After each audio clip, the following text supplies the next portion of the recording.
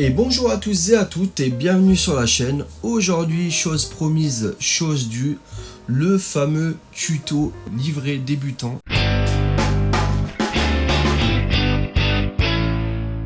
Aujourd'hui, on va apprendre à utiliser l'outil de livret. Alors, je vais essayer de bosser sur ma voiture drift. Je suis pas sûr d'arriver à un résultat quelconque, car le but c'est surtout de vous montrer comment utiliser l'outil de conception de livret et pas forcément que je parvienne à un résultat. Voilà. Car c'est compliqué de réfléchir à comment faire la voiture, en même temps à vous expliquer comment utiliser vos outils. Alors déjà dans un premier temps c'est que je vais aller chercher la voiture. Alors, j'ai pris une petite Mazda RX-7 pour la livrer. Car le but est de faire une voiture de drift. Voilà. Hop, nous allons aller sur le GT Auto pour commencer à faire la livrée. Alors dans un premier temps, quand vous faites votre livrée, ce qui est important, c'est de réfléchir à ce que vous faites comme livrée. C'est tout bête, mais selon ce que vous voulez faire, on n'a pas la même approche. Donc il y aura plusieurs styles d'approche. Donc par exemple, si vous voulez faire une livrée minimaliste, donc juste avec un symbole, et sinon ça va être juste la couleur de la carrosserie, c'est possible, c'est un tuning particulier, c'est du minimalisme, mais ça existe. Il y a des carrosseries style course, tout simplement. Alors je suis un peu parti dans les aigus, course. Des livrets courses, donc alors tout type de course, hein, ça peut être du groupe 3, ça peut être du rallye, ça peut être du NASCAR, etc. etc. Et il y a les livrets que moi j'appellerais drift tuning Need for Speed, les fameuses livrées qui sont bien chargées de tous les côtés, ça peut être de tous les côtés. Ça, c'est ce que j'appellerais les livrets, voilà, tuning, drift, etc. Alors, pourquoi réfléchir à ça dans un premier temps ? Tout simplement car quand vous allez vouloir concevoir votre livret perso, vous pouvez tout simplement faire des recherches en amont sur la voiture. Par exemple, si vous voulez faire une voiture de course, si vous voulez faire une voiture, par exemple, NASCAR, et que vous savez pas forcément, enfin même si vous savez, ça peut toujours être intéressant d'aller sur le Google Images, taper NASCAR et regarder comment les voitures NASCAR sont faites. Ça peut vous donner des idées. Ou alors si par exemple vous voulez faire une voiture drift, tuning et Need for Speed, etc., vous pouvez aller regarder aussi, ça peut vous donner des idées sur comment concevoir votre voiture. Le but ce n'est pas de plagier à 100% la voiture, le but c'est de s'inspirer de certains éléments. Mais déjà, ça peut vous donner une ligne directrice, c'est tout bête. Voilà, ça c'est ce que vous pouvez faire dans un premier temps. Donc faire des recherches sur comment concevoir votre voiture, donc comment vous allez aborder la chose, tout simplement. Ensuite, dans un deuxième temps, alors comment moi je procède pour créer ma voiture ? Déjà, il faut savoir que quand je crée ma voiture, en général, je ne pars pas sur plus de 3 ou 4 couleurs. Je sais que c'est possible de faire une voiture surchargée en couleurs, mais c'est pas forcément un style que j'aime bien et qui me convient. Donc moi en général, j'essaye de faire 3 ou 4 couleurs, ce qui me permet d'équilibrer assez bien la voiture, car le but c'est que la peinture soit cohérente, qu'il n'y ait pas des choses qui sortent de nulle part sur la livrée, tout simplement. Donc on va pouvoir commencer à faire cette livrée. Donc déjà nous allons devoir choisir la voiture, enfin la couleur de la voiture. Donc déjà vous avez plusieurs styles de peinture spéciales qui sont proposés. Donc vous avez des peintures réelles, on va dire, qui existent, donc que vous pouvez utiliser, acheter, etc. Il y a des peintures pailletées, des peintures métalliques, des peintures mates, semi-mates, satin, fluorescent, etc., etc. Donc ça va, vous allez regarder ce qui vous convient. Par exemple, moi je vais regarder métallique bonbon. Ça m'étonnerait que je fasse un métallique bonbon, mais on sait jamais, ça peut être rigolo. Donc je vais acheter ça. Hop. Ensuite, pièces personnalisées, vous retrouvez tout pare-choc, etc. Donc moi j'ai déjà mis quelques trucs sur la Mazda RX-7, donc je vais les laisser. Ensuite, éléments de course, donc vous avez tout ce qui est arceau, crochet, moi ça m'intéresse pas sur cette voiture là. Les ampoules, je les ai réglées sur froid. La plaque, je voulais juste la plaque arrière, je ne voulais pas qu'à l'avant il y ait deux plaques tout simplement. Et ensuite on va pouvoir créer le concept de la livrée. Alors moi ce qui m'intéresse c'est pas forcément de finir la livrée avec vous, ce qui m'intéresse c'est de vous montrer ce qu'on peut faire avec l'outil de livret, car il y a plusieurs choses qu'on peut faire et je suis pas sûr que vous connaissez toutes les ficelles de l'outil. Donc c'est ce qui m'intéresse. Donc déjà on va modifier la couleur de la carrosserie. Donc ce qu'il faut savoir c'est qu'on a deux choix de palettes. On a les palettes de couleurs de base et on a les couleurs spéciales. Donc les couleurs spéciales c'est les couleurs que j'ai achetées. La couleur que j'ai acheté avant. Donc toutes ces couleurs qui sont là-bas sont des couleurs spéciales. Sinon on a les palettes de couleurs avec des couleurs de base qu'on peut choisir et choisir de les mettre en uni, en métallique ou en perle, ce qui va modifier, on va dire, la réflexion de la peinture sur la carrosserie. Voilà. Ou alors les couleurs spéciales, donc on peut appliquer. Donc moi j'avais acheté une peinture métallique bonbon foncé. Donc on va partir là-dessus. C'est absolument horrible, c'est génial. Donc on part là-dessus. Les jantes, je préfère les modifier à la fin quand j'ai fini la voiture. Option de course, on peut rajouter des bannières. Donc moi je mets une petite bannière de livret. Voilà. Ensuite, ça c'est l'outil, on va dire, principal de la conception de livret, c'est les stickers. Alors comment ça fonctionne? Tout simplement, on va commencer par la colonne de droite. Pas colonne de droite, la colonne de gauche, qui est la zone de modification. Donc par rapport au placement de la carrosserie. Donc la première chose que vous pouvez faire quand vous faites votre conception de livret, c'est savoir où va être modifiée la voiture. Pour cela, vous allez maintenir la touche R3. Et comme ça, vous pouvez voir qu'est-ce qui va être modifié si on choisit cette zone de modification, donc la carrosserie de base. Tout ce qui s'allume en bleu, c'est les choses qu'on va pouvoir modifier sur la voiture. Ensuite, si je viens sur carrosserie 2, on peut voir que ça va être principalement que le capot qui va être modifié. Rétroviseur, ça va être les rétroviseurs. Logique, aileron arrière. Fenêtre, ici sur Mazda RX-7, on voit que c'est que la fenêtre arrière qu'on peut venir travailler. Le pare-brise, on peut venir travailler la bannière de pare-brise. Autre, ça va être tout ce qui va être plaque et éventuellement pare-choc avant. Voilà. Stickers brillants, c'est pour venir modifier la brillance des stickers une fois qu'ils seront placés, tout simplement. Donc on va venir se mettre sur carrosserie et on va se focaliser sur la colonne de droite maintenant. Alors la colonne de droite, vous pouvez voir qu'on peut placer un total de 300 stickers, voilà, sur la carrosserie. Et on peut avoir un total de 400 couches.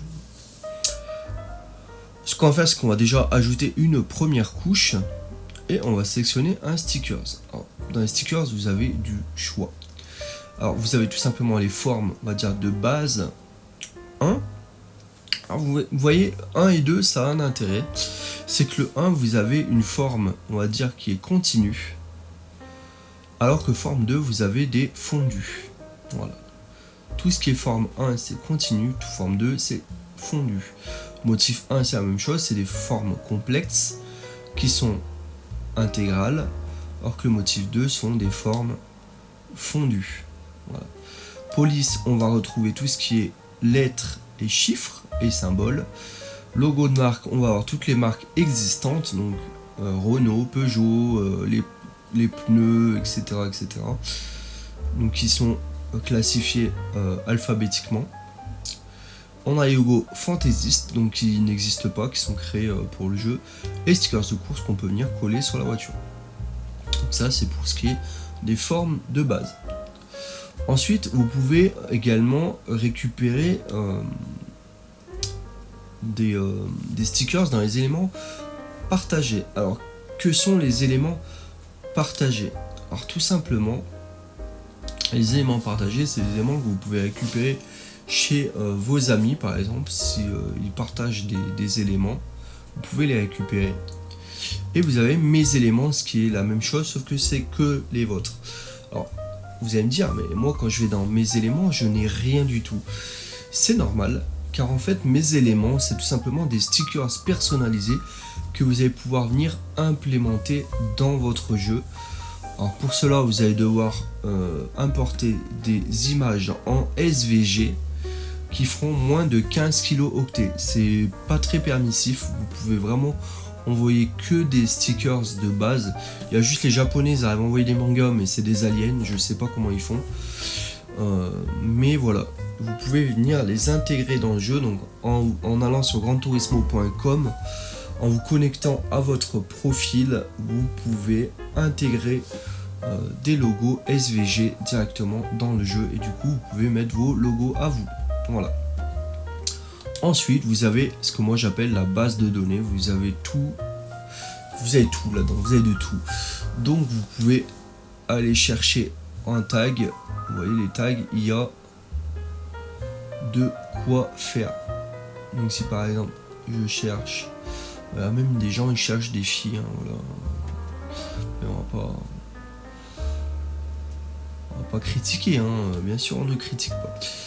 Donc si par exemple je fais un truc manga, je peux taper anime et je vais avoir beaucoup de trucs manga, logique, c'est le but. On peut avoir des motifs un peu comme ça et on peut rajouter par exemple comme ça. On va essayer à ce que ça rentre parfaitement là-dedans. Alors si j'appuie sur carré, je peux modifier la vitesse de déplacement, ce qui me permet d'être plus précis. Voilà. Et voilà. C'est pas très beau mais bon. C'est de l'autre côté, c'est normal. Alors, maintenant qu'on a vu tout ce qui est plus ou moins base de données, comment récupérer des stickers, etc. Maintenant, on va vérifier, on va regarder comment utiliser l'outil de modification des stickers. Et oui, parce que c'est ça le principal là-dedans. C'est pas forcément la base de données, c'est surtout comment placer les stickers. Car vous allez voir qu'il y a quand même pas mal de fonctionnalités. Alors vous allez voir que vous avez la longueur de projection, ce qui n'a pas forcément d'intérêt. Alors déjà dans un premier temps, chose que j'ai oublié de faire, c'est quand vous allez dans aperçu, vous faites triangle et vous allez bosser en abord clair. C'est plus facile de vous rendre compte de comment vous bossez sur votre voiture plutôt que de bosser dans le noir. Ça peut être pas mal. Voilà. Ensuite on va revenir sur le stickers. Voilà. Donc ça, à gauche, longueur de projection, je ne l'utilise jamais. Voilà, ça ne me sert pas tellement à grand chose. Ensuite, vous avez commande de couche.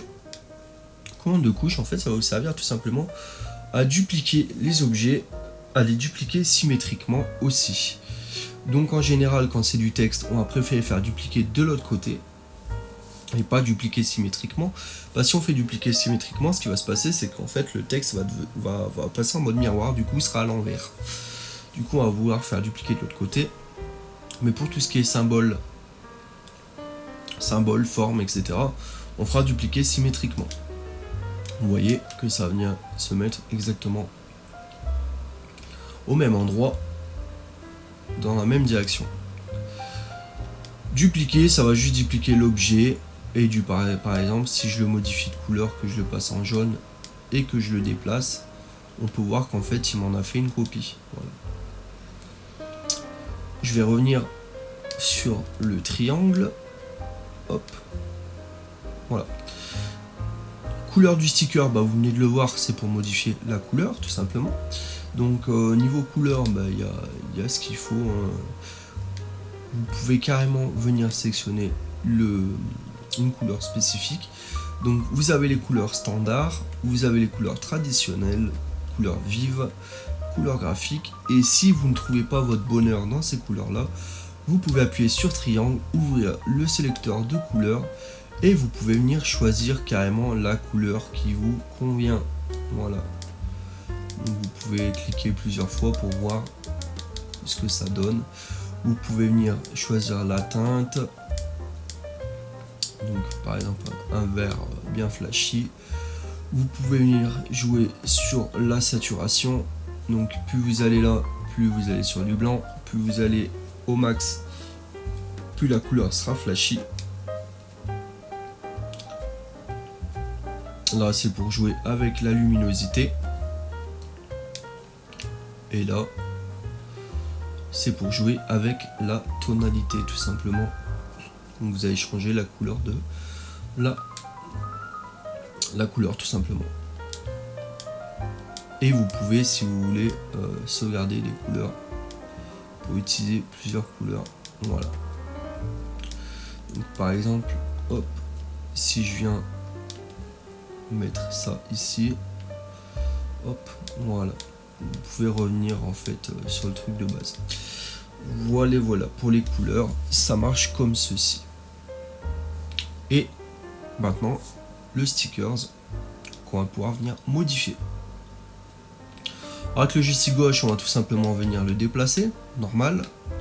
Caméra, le joystick droit, c'est pour modifier la taille du stickers. Donc si je vais à gauche, je le diminue. Si je vais à droite, je le grossis. Si je continue à aller à gauche, je vais l'inverser. Voilà. Ensuite, il y a la rotation. Donc si je fais L2, R2, je peux venir lui faire une rotation à 360 degrés, tout simplement. Je peux venir le modifier. Donc si je maintiens L1, je peux modifier le stickers comme je le souhaite, l'élargir, le mettre comme ça, le faire tourner, etc. Il y a plusieurs façons de le modifier. Si je maintiens R1, je peux modifier je peux faire tourner la caméra, ce qui peut être utile parce que si je fais juste le joystick droit, je joue sur la forme, mais si je veux bouger la caméra, il faut que je maintienne R1 et comme ça je peux venir voir ce que ça donne, tout simplement. Si je maintiens carré, je peux faire bouger lentement mon stickers. Alors là j'ai pas carré, je vais très vite, je maintiens carré, ça va très très doucement. Et si je fais avec les flèches directionnelles, c'est encore plus minutieux, ce qui nous permet d'être vraiment précis sur le placement de notre autocollant. Si je fais triangle, je peux venir bosser sur la rotation, etc. Donc ça, on l'a déjà fait avant, mais ce qu'on ne pouvait pas faire avant, c'était bosser sur l'opacité. Opacité qui va permettre de jouer sur la transparence de l'autocollant dans le but d'en superposer plusieurs par exemple. Donc si par exemple je fais commande dupliquer, hop, on peut voir que ça m'en a fait un autre.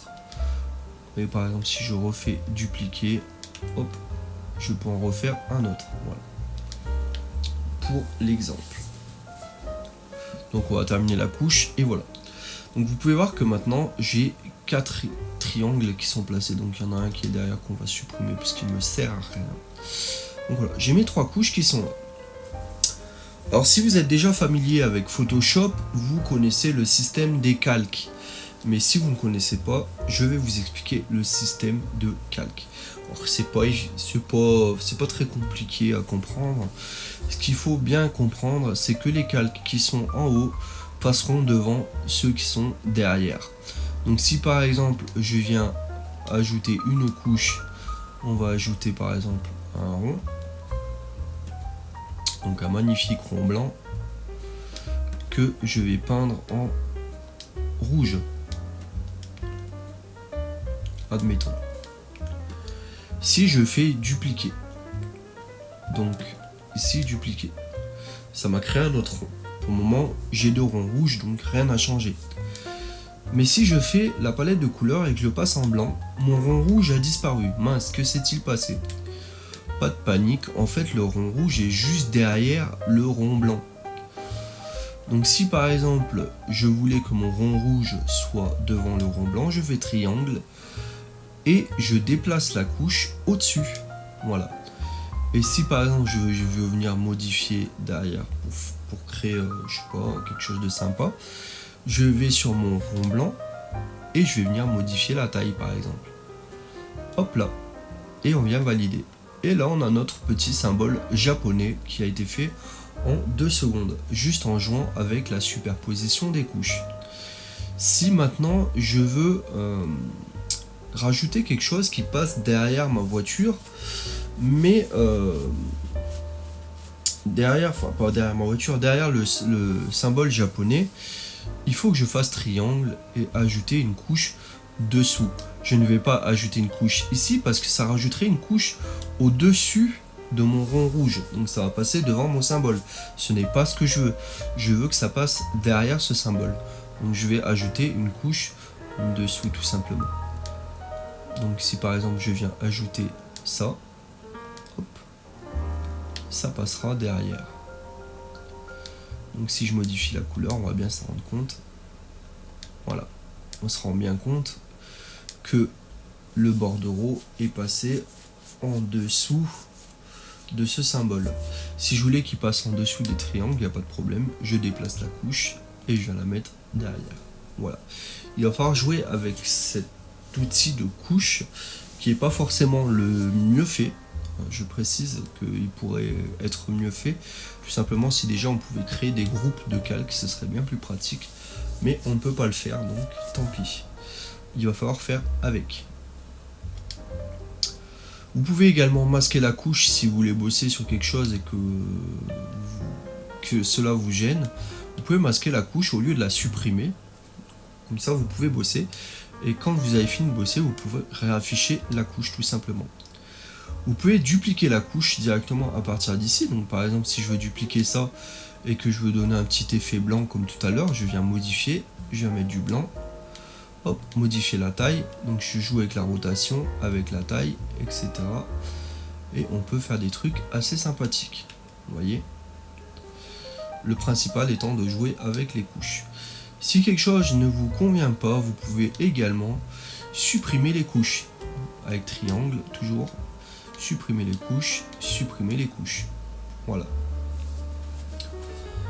Ensuite, vous pouvez, si jamais vous placez quelque chose qui ne vous convient pas, admettons, je viens placer ce stickers verdâtre, hop, que je trouve absolument pas beau, je peux, si je le souhaite, venir remplacer le stickers qui va me faire revenir dans cette base de données de stickers et par exemple venir remplacer et mettre un logo comme ça que je peux venir régler par la suite. Hop. Et voilà.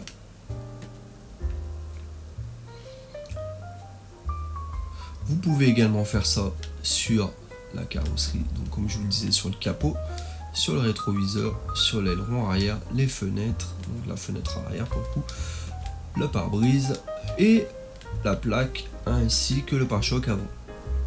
Vous pouvez également jouer sur la brillance, donc ça se voit pas forcément, mais on peut voir qu'il y a un petit reflet métallique qui disparaît.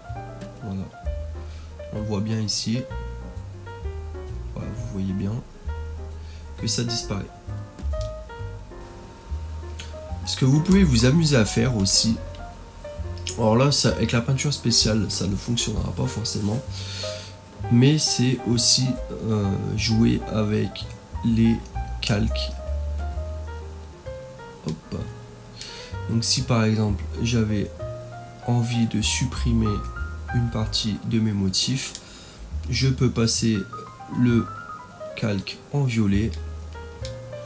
Si la voiture était en violet, ça se verrait pas, mais en gros on pourrait, mince, c'est pas ce que je voulais faire, on pourrait supprimer tout simplement des parties du calque. Donc je vais essayer de vous montrer ça en passant la voiture de la même couleur que mon stickers.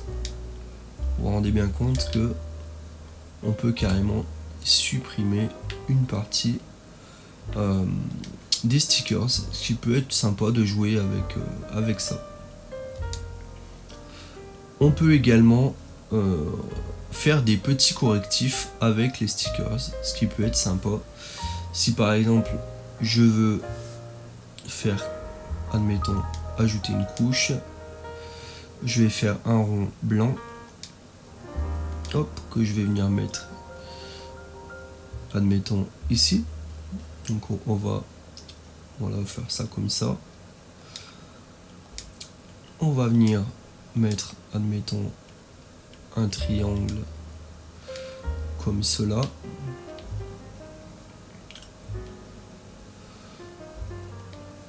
Hop, on va le retoucher parce qu'il n'est pas bien placé. Hop. On peut s'amuser carrément à tout simplement faire des continuités avec nos stickers.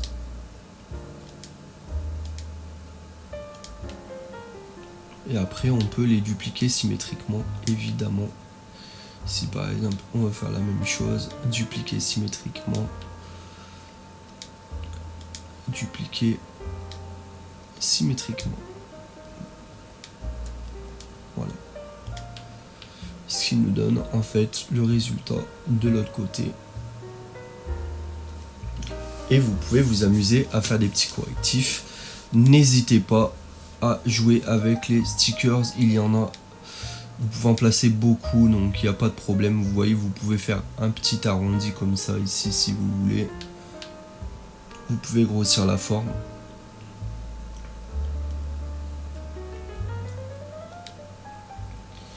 Vous voyez, il y a plusieurs choses à faire avec cet outil. C'est vraiment, il est simple, mais il y a quand même beaucoup de possibilités. Donc si par exemple je vais faire une continuité ici, je peux hop ajouter une couche.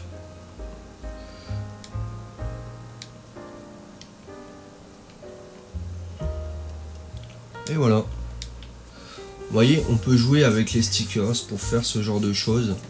Alors c'est très moche, hein, j'en conviens, mais c'est surtout pour vous expliquer. Ne vous posez pas de limite. Utilisez vos couches. Il y en a 400 à placer. C'est pas pour rien. Il faut y aller. J'hésite pas, moi, sur mes voitures, à placer 60, 70 couches. Il n'y a pas de problème. Surtout, prenez votre temps pour faire vos livrets. Ne vous pressez pas. Revenez sur certaines choses qui ne vous plaisent pas. Mais il n'y a pas de problème, il faut prendre son temps. Voilà. Prendre son temps est quelque chose de primordial quand on fait une livrée.